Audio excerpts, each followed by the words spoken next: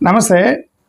ఒక దళిత గర్ల్కి సంబంధించినటువంటి కేసు హైకోర్టుకి వెళ్ళి ఏదో మాకు ఫేక్ కేసులు పెడుతున్నారు, ఫేక్ ఎస్సీ ఎస్టీ కేసులు పెడుతున్నారంటారు. పాపం 13 సంవత్సరాల అమ్మాయికి అబ్యూస్ గురైతే ఒరిజినల్ కేసు జెన్యూన్ కేసుకి కింద మీద పడుతుంది అమ్మాయి.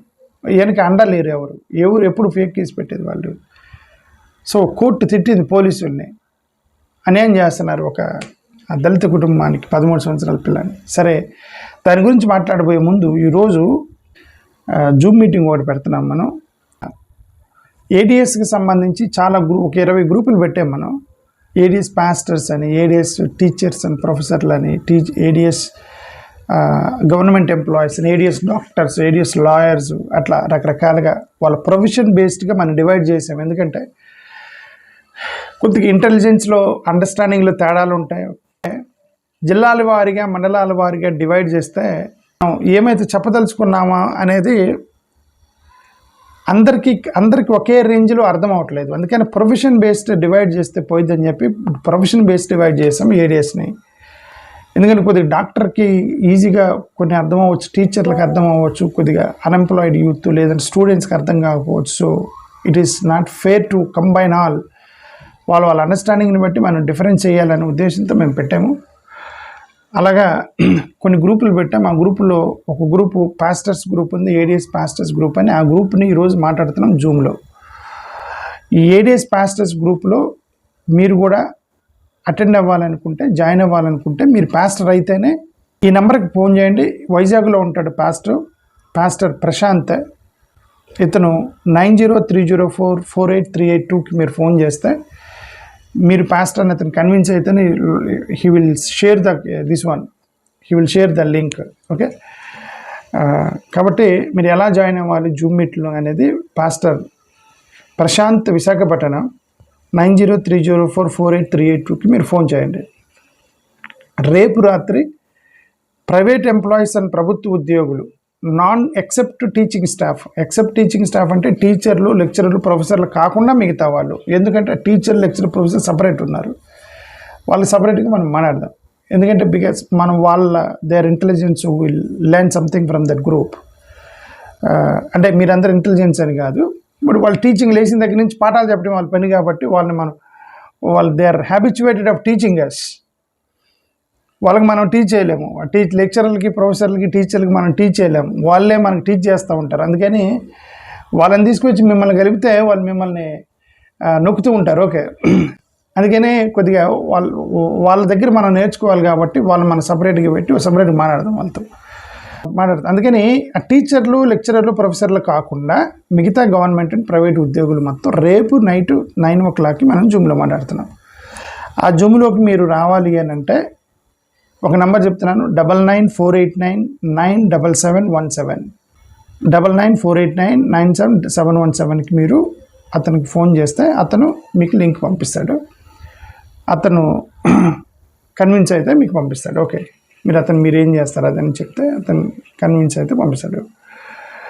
ఓకే, అది ఒక పాయింట్ 1. తెలంగాణకు సంబంధించిన వాళ్ళు మనం 4th కానీ 5th కానీ సపరేట్గా పెడుతున్నాము. తెలంగాణ ఏడిఎస్ సపరేట్ పెడుతున్నాము. తమిళనాడు, కర్ణాటక ఏరియాస్కి సంబంధించి ఇంకొక రోజు పెడతాము. సో అందరిని క్లబ్ చేయట్లేదు, ఎందుకంటే అంతమంది వచ్చి మాట్లాడినా మనం మాట్లాడలేము.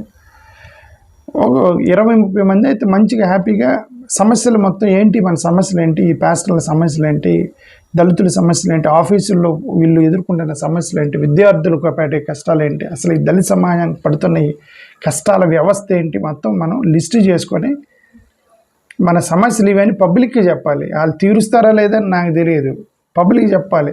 మమ్మల్ని మీరు హెరాస్ చేస్తున్నారు మహానుభావు అని చెప్పి వాళ్ళకి చెప్పాలి. మీరు మమ్మల్ని హెరాస్ చేస్తున్నారు రాబాయి అని ప్రజలకు చెప్పాలి. ఆ ప్రజలు మారకపోతే, గవర్నమెంట్ మారకపోతే ఇంక మనకి హెరాస్మెంట్ పడుతూ ఉండాలి, అంత తప్ప ఏం లేదు. ఆంధ్రప్రదేశ్ హైకోర్టు పోలీసులను తిట్టింది.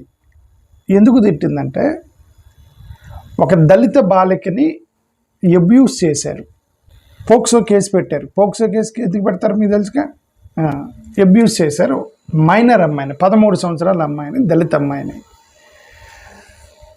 పోలీసులు పోక్సో కేసు పడింది, ఇన్వెస్టిగేషన్ దగ్గర నీరు గారుస్తున్నారని చెప్పి ఆ తల్లిదండ్రులు గొడవ చేస్తున్నారు.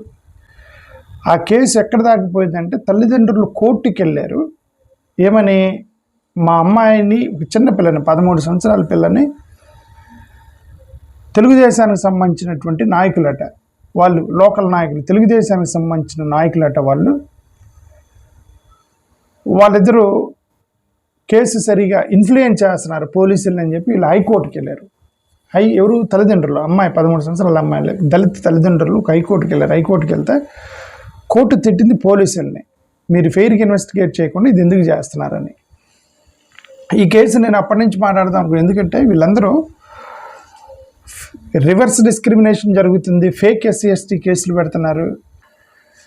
ఒక జెన్యూన్ కేసుని క్లియర్గా ఇన్వెస్టిగేషన్ చేయకుండా 13 సంవత్సరాల బాలిక మీద అబ్యూజ్ జరిగితే తల్లిదండ్రులు కోర్టుకెళ్ళి ఇన్వెస్టిగేషన్ సరిగా చేయండి అని అడుక్కునేటువంటి దీనస్థితిలో వీళ్ళు ఉన్నారు.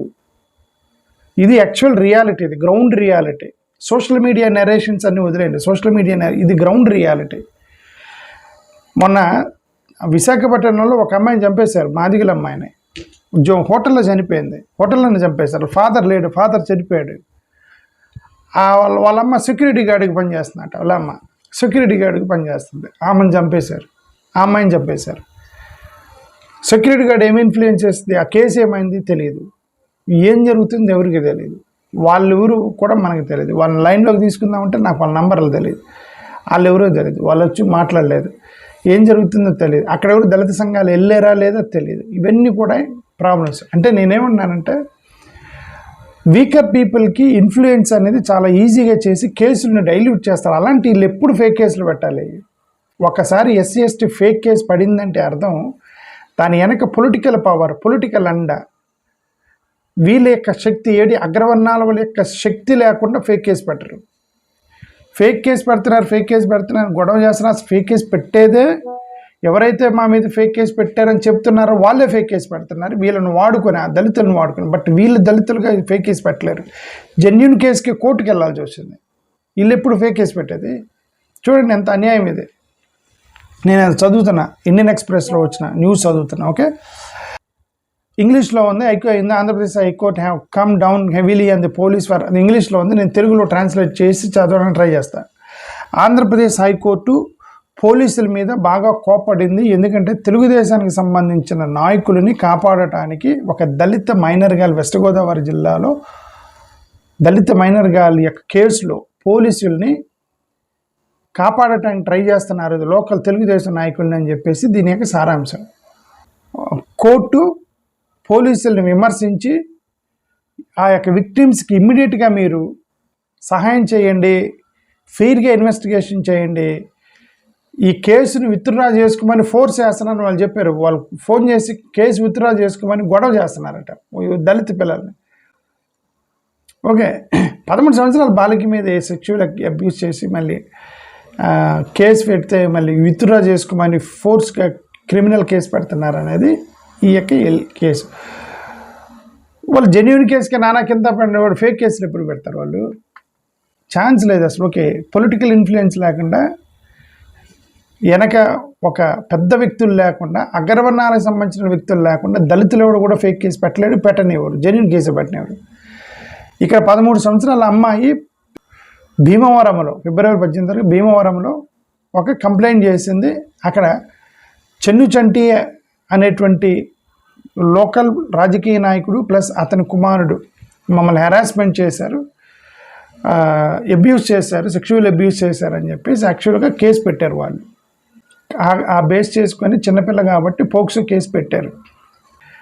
తర్వాత ఆ విక్టిమ్స్ ఫ్యామిలీ ఇప్పుడు సడన్గా హైకోర్టుకి వెళ్ళారేమని, పోలీసులు మమ్మల్ని పట్టించుకోవట్లేదని, పోలీసులు సరిగ్గా ఇన్వెస్టిగేట్ చేయలేదు. మోరోవర్ మా మీద ఒత్తిడి తీసుకొస్తున్నారు కేసుని విత్డ్రా చేసుకోమని.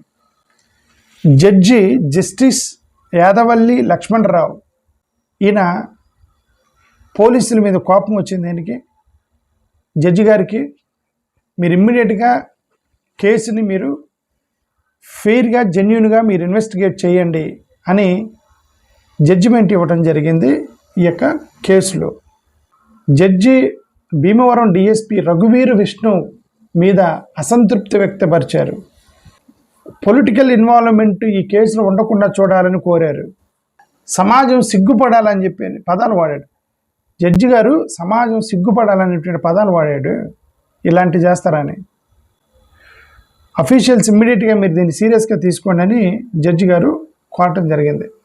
సో అది కేసు, దీని మీద తీసుకొస్తున్నాం. థ్యాంక్ యూ, నమస్కారం.